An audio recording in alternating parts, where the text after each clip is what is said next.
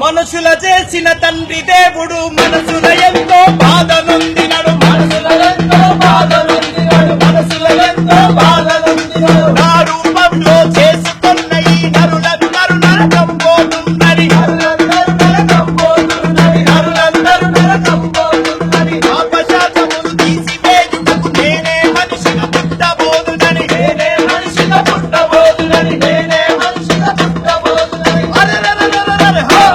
దేవదేవుడే ఈ జగమందున యేసుగా పుట్టిందో నాయన, యేసుగా పుట్టిందో నాయన, యేసుగా పుట్టిందో నాయన. దారిన పోయే పోరన్నో మా పాటలు వినిపో మాయన్న, దారిన పోయే పోరన్నో మా పాటలు వినిపో మాయన్న. అరెరెరెరెరెరె హో! మిర్యాలగూడ వాసులకు మా యొక్క విజ్ఞప్తి, ప్రభు అయిన యేసుక్రీస్తు నామంలో మా ప్రేమపూర్వక వందనాలు తెలియజేస్తున్నాము. ఈ మధ్య కాలంలో క్రైస్తవుల మీద జరుగుతున్న కొన్ని దాడులను బట్టి మా మనోవేదనను తెలియజేయడానికి ఇక్కడ ఉన్నాం.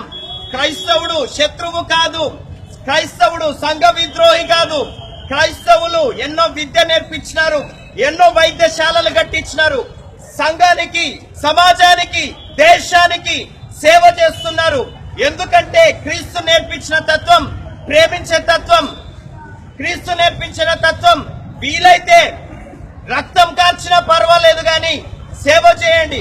క్రోవత్తి వెలుగుతూ కరిగిపోతూ కూడా వెలుగుతుంది. కరిగిపోతూ వెలగడమే క్రీస్తు వెలిగించిన జ్యోతి. ఆనాడు క్రీస్తును కూడా సిలువ వేసి చంపేసినారు. అయినప్పటికీ ఈ యొక్క ప్రేమ విప్లవము ఆగలేదు. క్రైస్తవుల అనేకులను చంపినారు, అయినా ప్రేమ విప్లవం ఆగలేదు.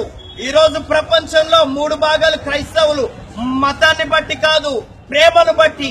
కాబట్టి మా సహోదరులారా, మా ప్రియులారా, నేను చెప్పాలనుకునేది ఒక్కటే, చంపిన రక్తం కార్చిన దేనికైనా సిద్ధమే గాని క్రైస్తవుడు శత్రువు కాదు, క్రైస్తవుడు సంఘానికి మిత్రువు.